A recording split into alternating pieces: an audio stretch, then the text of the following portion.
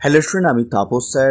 আজকে এই ভিডিওতে তোমাদের ফোর্থ সেমিস্টার হিস্ট্রি অনার্সের সিসিএফ সিস্টেমে তোমাদের যে ডিএসসি সিক্স পেপারটি আছে তো তারই লাস্ট মিনিট সাজেশান, যেখানে আমি ইম্পর্টেন্ট এবং যেগুলো সাপোর্টিং সেগুলোই কিন্তু ভিডিওতে আলোচনা করবো। সেটা এখনও চ্যানেলটিকে সাবস্ক্রাইব করনি, অবশ্যই চ্যানেলটিকে সাবস্ক্রাইব করে রাখো এরকম ভিডিও সঙ্গে পাওয়ার জন্য। যা আগের ভিডিও দেখোনি তোমরা কিন্তু পারলে তোমাদের কিন্তু একটা প্লেলিস্ট করে দেওয়া আছে, তোমরা যাবতীয় ভিডিও তোমরা কিন্তু প্লেলিস্টে পেয়ে যাবে ফোর্থ সেমিস্টার সিসিএফ সিস্টেমে।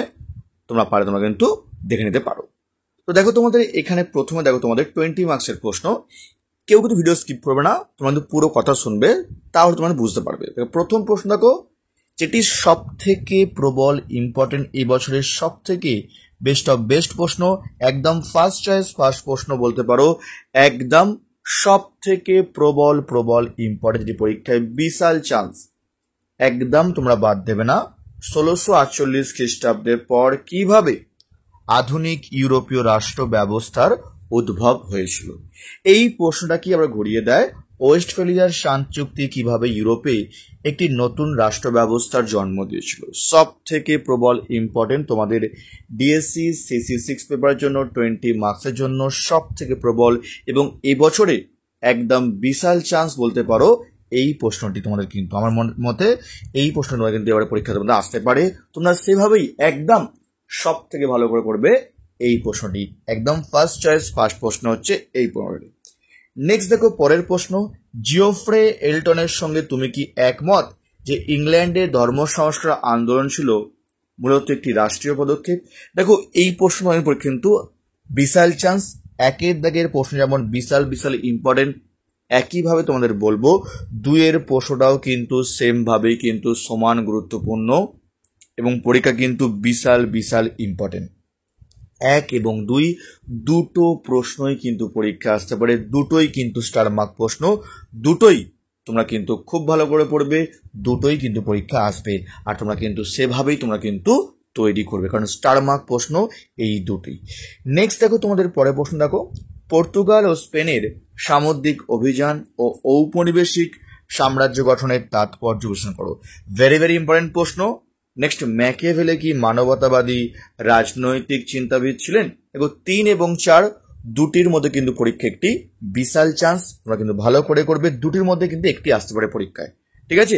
নেক্সট দেখো পরের ইম্পর্টেন্ট প্রশ্ন দেখো, যেটি কিন্তু 1-এর দাগে 2-এর দাগের প্রশ্ন বিশাল ইম্পর্টেন্ট, ঠিক তেমন এই 5 নম্বর প্রশ্নটা কিন্তু বিশাল ইম্পর্টেন্ট। রেনেসাঁস মানবতাবাদের উপর প্রবন্ধ লেখো অথবা ইউরোপীয় শিল্প স্থাপত্যের উপর রেনেসাঁস মানবতার প্রভাব লেখো। ভেরি ইম্পর্টেন্ট প্রশ্ন, মানে ভালো করে পড়বে। 5-এর প্রশ্ন কিন্তু বিশাল ইম্পর্টেন্ট। 1-2 যেমন স্টার অফ মার্ক প্রশ্ন বিশাল ইম্পর্টেন্ট, ঠিক 5-এটাও কিন্তু ইম্পর্টেন্ট প্রশ্ন।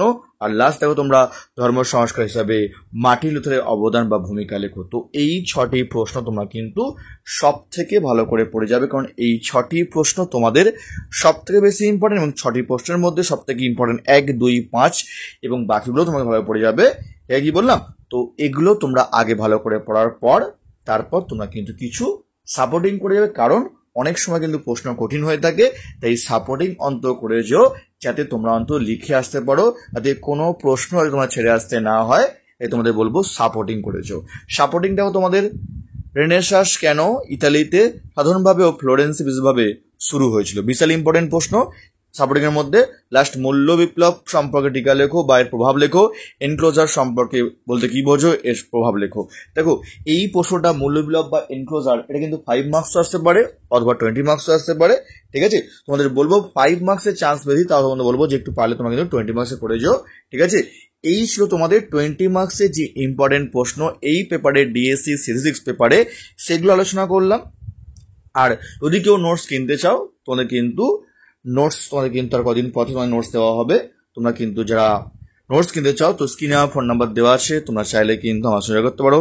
তোমাদের নোটস তোমাদের কিন্তু অ্যাভেলেবেল হয়ে যাবে কদিন পর থেকে। তোমাদের কিন্তু যারা কিনতে চাও তোমরা কিন্তু জয় করতে পারো ডিএসসি সিরিজ 6 পেপারের নোটস।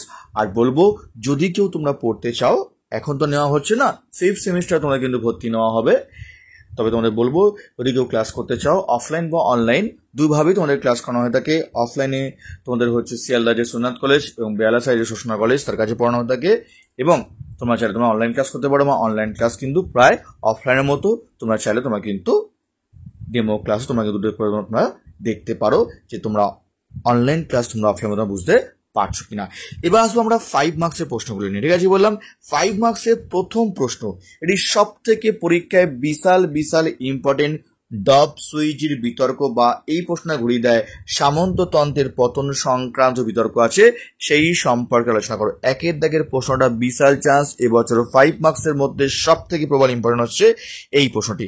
নেক্সট, নতুন বিশ্ব আবিষ্কারের পেছনে প্রধান অনুপ্রেরণাগুলি কি ছিল, এটিও কিন্তু স্টার মার্ক প্রশ্ন, বিশাল চান্স, ভেরি ইম্পর্টেন্ট প্রশ্ন। 3, জন ক্যালভিনের অবদান লেখো অথবা জেন্টসনের উত্থান। তো 1, 2, 3 এই তিনটে প্রশ্ন হয়, তিনটে প্রশ্নই কিন্তু পরীক্ষা আসতে পারে। তোমরা বলবো ভালো করে তোমরা কিন্তু এগুলো পড়বে, স্টার মার্ক প্রশ্ন। নেক্সট দেখো তোমাদের পরের প্রশ্ন তোমাদের কি আছে, এনক্লোজার ব্যবস্থা বা মূল্য বিলে বলে কি বোঝো। আমি বলেছি কি হয় 5 মার্কস আর 20 মার্কস আসবে প্রশ্নটা, ভালো করে তোমরা করবে। নেক্সট, কৃষ্ণ মৃত্যু টিকা লেখো, স্টার মার্ক প্রশ্ন, উত্তরের মানবতাবাদ বলতে কি বোঝো। 1 থেকে 6 অব্দি বিশেষ করে 1, 2, 3 হেভি ইম্পর্টেন্ট প্রশ্ন, 5টা ইম্পর্টেন্ট প্রশ্ন। 1 থেকে 6 তোমরা কিন্তু 5 মার্কসের ভালো করে পড়বে, কারণ 5 মার্কসের প্রশ্ন কিন্তু অনেক সময় কিন্তু কঠিন দিয়ে থাকে। এই 1 থেকে 6 তোমরা কিন্তু ভালো করে পড়বে। ভালো করে পড়ার পর যদি তোমরা টাইম থাকে অন্তত সাপোর্টিংগুলো করে যাবে, কারণ অনেক সময় কিন্তু প্রশ্ন কঠিন হয়। তাই তোমাদের বলবো এগুলো ভালো করে পড়ার পর ওই 2 বা 3টে তোমরা খালি পড়ে চলে গেলে এরকম কিন্তু হবে না। অনেক সময় কিন্তু কোনো না কোনো পেপার কিন্তু টাফ হয়ে থাকে। তাই তোমাদের বলবো শুধুমাত্র 2 বা 3টে 4টে প্রশ্ন করলে হবে না, কারণ অনেক সময় কিন্তু প্রশ্ন কঠিন দিয়ে দেয়, তখন কিন্তু তোমরা কিন্তু সমস্যায় পড়ে যাবে। কারণ অনার্সে কিন্তু একটু বেশি তোমাদের পড়া উচিত। আমি তোমাদের বলে দিলাম যে কোনগুলো স্টার মার্ক প্রশ্ন, ঠিক আছে। তো তোমাদের বলবো কোনো না কোনো প্রশ্ন টাফ হতে পারে, কঠিন হতে পারে। তোমাদের কিন্তু একটু হলেও তোমাদের কিন্তু 2-4টে প্রশ্ন পড়ার সঙ্গে তোমাদের কিন্তু কিছু সাপোর্টিং করে যাওয়া উচিত, যাতে তোমাদের ছেড়ে আসতে না হয়, আর তোমরা ভালো করে পরীক্ষা দিতে পারো। তাই তোমাদের বলবো এগুলো ভালো করে পড়ার পর তারপর তোমরা সাপোর্টিং করে যাবে। সাপোর্টিং প্রশ্ন দেখো তোমাদের, অ্যান্টোয়ার্পের গুরুত্ব লেখো, 1 নম্বর সাপোর্টিং। 2 নম্বর, জার্মানির কৃষকবিদ্য টিকা লেখো, মার্টিন লুথারের 95 থিসিস। আর লাস্ট দেখো তোমাদের প্রতি ধর্ম সংস্কার আন্দোলন এবং ইরাসমাস সম্পর্কে টিকা লেখো। তো এই যে প্রশ্নগুলো তোমার সাপোর্টিং দিলাম, আগে তোমরা স্টার মার্কগুলো পড়বে, তারপর তোমরা কিন্তু এই সাপোর্টিং প্রশ্নগুলো পড়বে। তোমাদের বলবো তোমাদের ডিএসসি 7, ডিএসসি 8, তোমাদের 5 বা 6 তোমাদের কিন্তু এই পেপারগুলো তোমাদের কিন্তু ফুল সাজেশন দেওয়া আছে। এমনকি ডিএসসি 5 তোমাদের লাস্ট মিনিট সাজেশন দিয়ে দিয়েছি, তার লিঙ্ক এই ভিডিওর ডিসক্রিপশন বক্সে দিয়ে দেবো, তোমরা পারলে তোমাকে দেখে নেবে।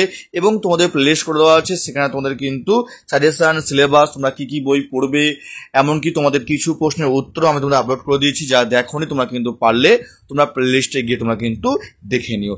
তো এই ছিল তোমাদের ডিএসসি 6 পেপারের সাজেশন, লাস্ট মিনিট সাজেশন, যেখানে আমি তোমাদের ইম্পর্টেন্ট এবং সাপোর্টিং প্রশ্ন আলোচনা করলাম। যারা এখনো চ্যানেলটিকে সাবস্ক্রাইব করোনি অবশ্যই চ্যানেলটিকে সাবস্ক্রাইব করে এরকম ভিডিও সঙ্গে পাওয়ার জন্য, এবং তোমাদের পরের পেপারের যে সাজেশনগুলো আছে সেগুলো খুব তাড়াতাড়ি আমি নিয়ে আসার চেষ্টা করছি। তো আজকের মতো এইটুকুই।